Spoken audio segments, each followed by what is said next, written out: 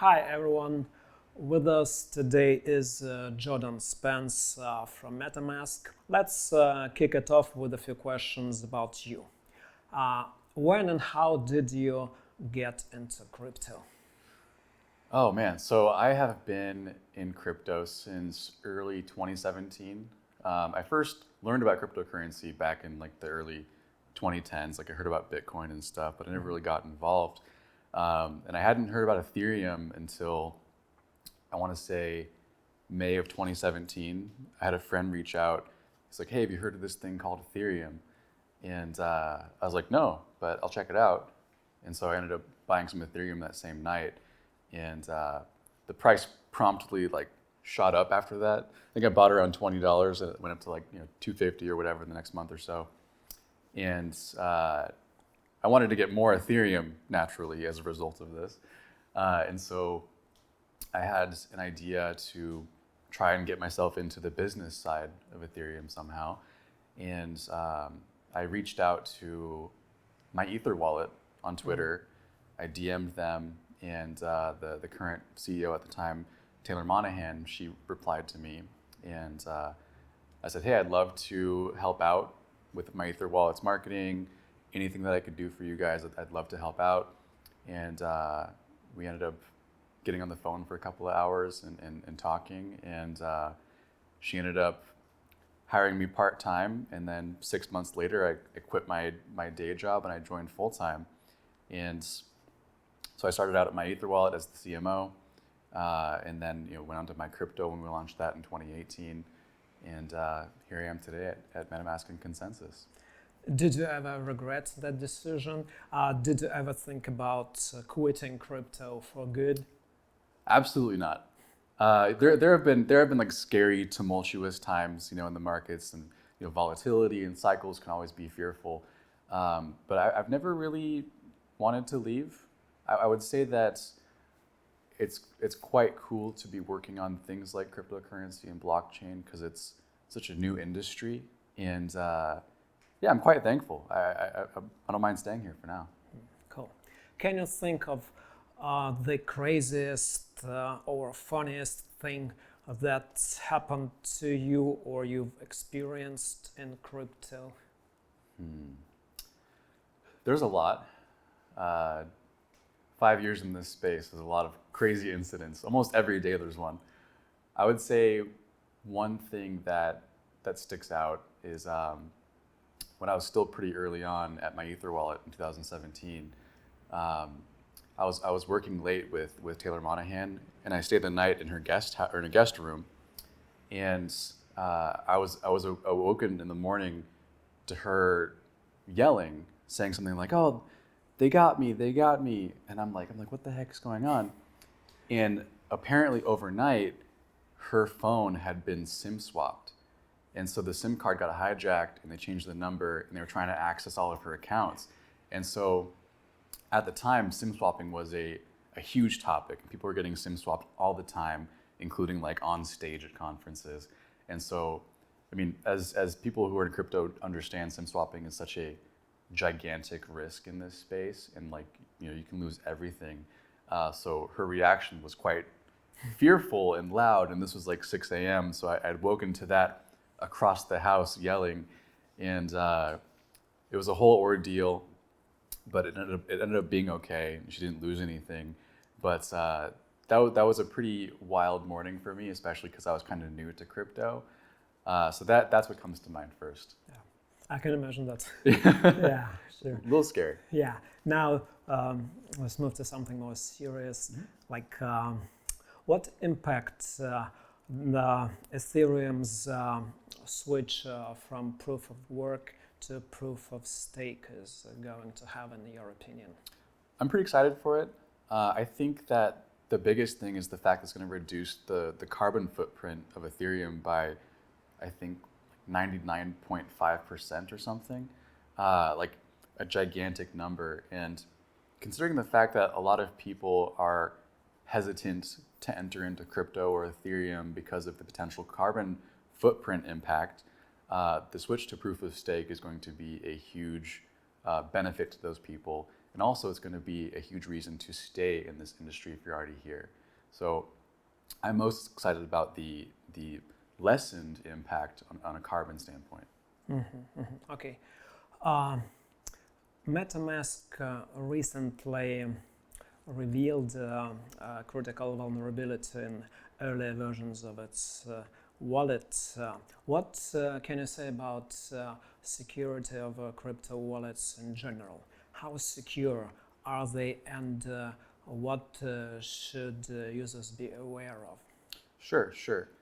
So we don't necessarily consider this vulnerability to be a critical vulnerability because of the nature of it. So for this specific instance, for users to be at risk of this vulnerability, there were a lot of pretty concise conditions that had to be met. One of them being if your device was compromised or in the hands of someone that you don't trust. And that specific factor is generally beyond the scope of things that we can control. So, but in general, the security of wallets is of the utmost importance to us because, if your users lose money, that's the worst experience possible, right? So we focus heavily on security first.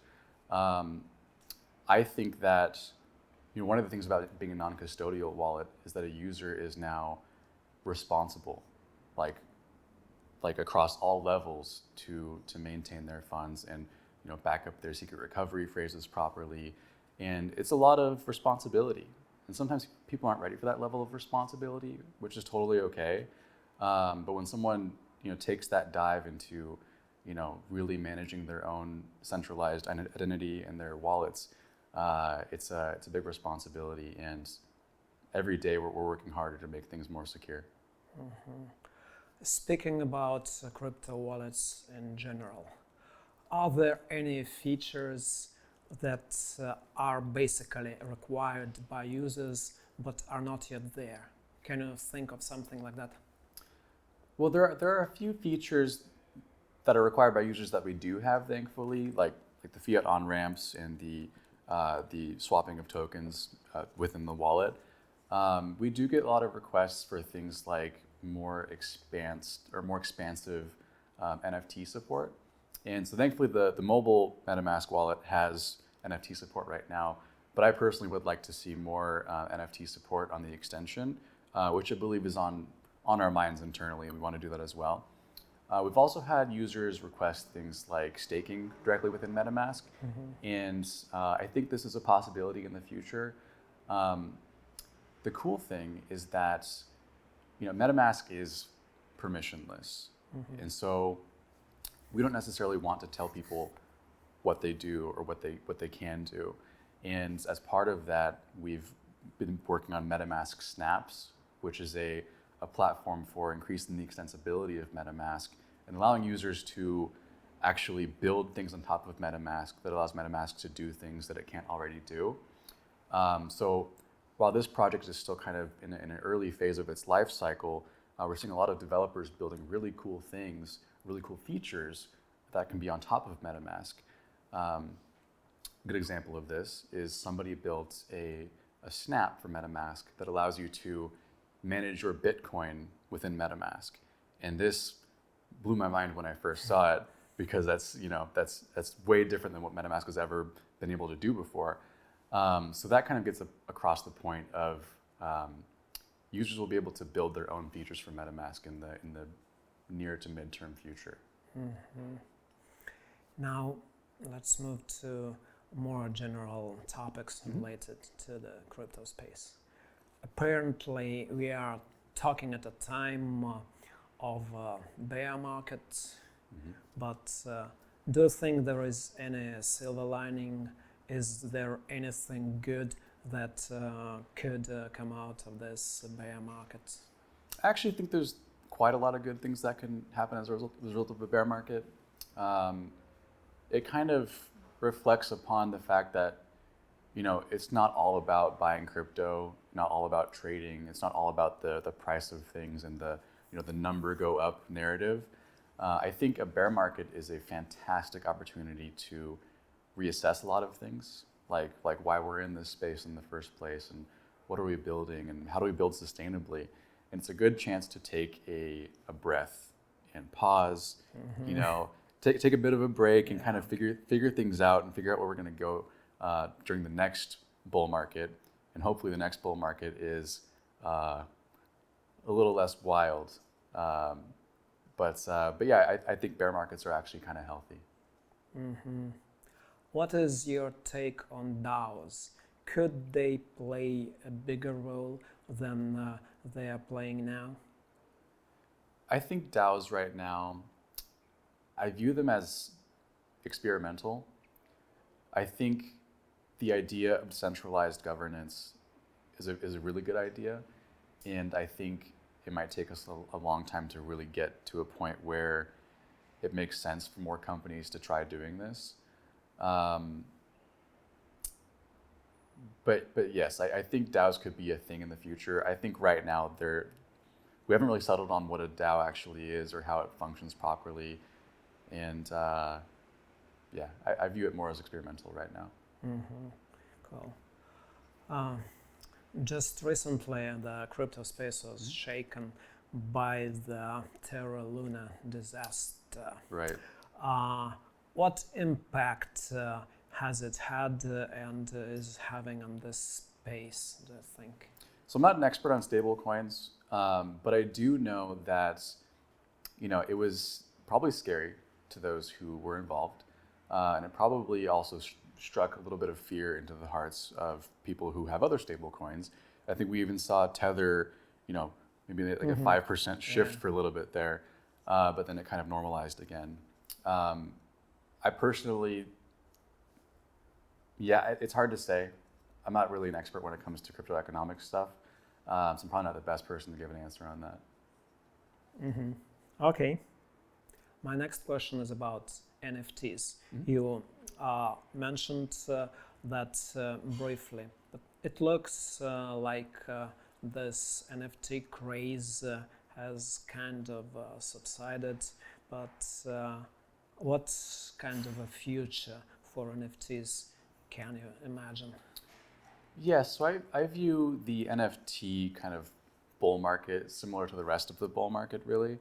And so when we saw NFTs shoot off like a rocket in mid 2021, I would say most of the reasons behind it was for artistic purposes. At least that's maybe the primary driver of it.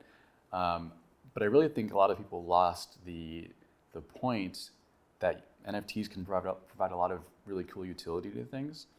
And so I think we're going to see for NFTs is another sort of similar reassessment and figuring out what NFTs actually provide in value for this space, and not just from an artistic standpoint, but from a utility standpoint.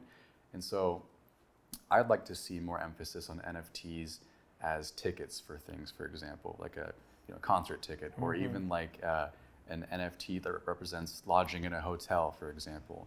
I think there's a lot of use cases for that, and I would like to see more of that come to fruition out of this bear market, and less NFT art derivatives and scams and rug pulls. What about Metaverse? It's been quite a buzzword lately, but everyone probably has their own idea of what Metaverse is. What's your idea? How would you define the Metaverse? That's a great question, because I've been thinking about that a lot lately. And my usual answer for that is that the Metaverse isn't actually properly defined right now. Like, most people have their own definition for it. There's a lot of organizations out there who are using the term Metaverse to elevate their own platforms or sell virtual land, for example. And I think the fact that Metaverse is not really properly defined is something really interesting. And I think that a lot of the people that are using the word Metaverse right now for their projects are probably not going to end up fitting the future term of what Metaverse is. I don't know if Metaverse is simply virtual reality, if crypto is actually involved on some level. It's hard to say. And I'm mostly choosing to observe how others use the word metaverse to inform about what it could be in the future. I'm kind of just waiting to see what happens, but I'm excited for it because I've read the book Snow Crash, where the term metaverse was originally coined, and a metaverse like that sounds quite cool to me, but I don't know exactly how it's going to come to life. And to wrap it up, one last question about mass adoption of a crypto solution. How far away is it, in your opinion? Oh man, I would say, I'm sure there are wildly different answers that you can give for this. I would say mass adoption on like a global level, probably a few decades, personally.